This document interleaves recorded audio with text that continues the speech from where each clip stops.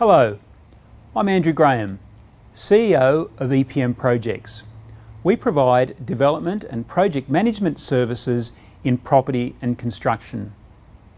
How often have you heard the claim about a project that was delivered on time and on budget? I have to admit that my initial reaction is one of skepticism. Even if this is the case, the measure of a successful project should go beyond meeting budget and time targets alone. What are some of the strategies that can be adopted to make a project successful? I'll summarise these under 5 broad headings. 1. Project fundamentals.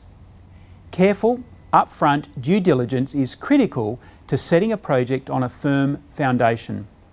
It enables reliably informed decisions at the outset about things such as scope, cost and time, how competing priorities are to be managed, and how the project is to be delivered to mitigate risk. 2. Organisation and resources. An organised project has clearly defined stakeholders, project team members with clearly defined roles and responsibilities, formalised channels of communication and processes, and change control and issues escalation protocols. 3. Monitoring and reporting. You may have heard the maxim, "What gets measured gets done," attributed to Peter Drucker. A project that is regularly and systematically measured against the project fundamentals is far more likely to be a success. 4. Procurement strategy. No doubt you have experienced the difficulty and frustration in obtaining planning approvals. Expert consideration can identify ways in which approvals can be obtained that can save considerable effort, time and cost. Having decided the statutory development approval strategy, a decision can be made about the most suitable method by which to obtain design and procure the physical, building or fit-out work. There are many. Each method carries with it a certain amount of risk.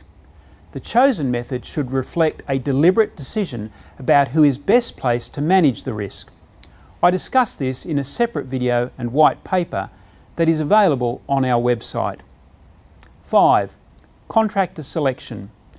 85 to 90% of the cost of a project is spent through the contractor. Therefore, the contractor presents the single largest project risk.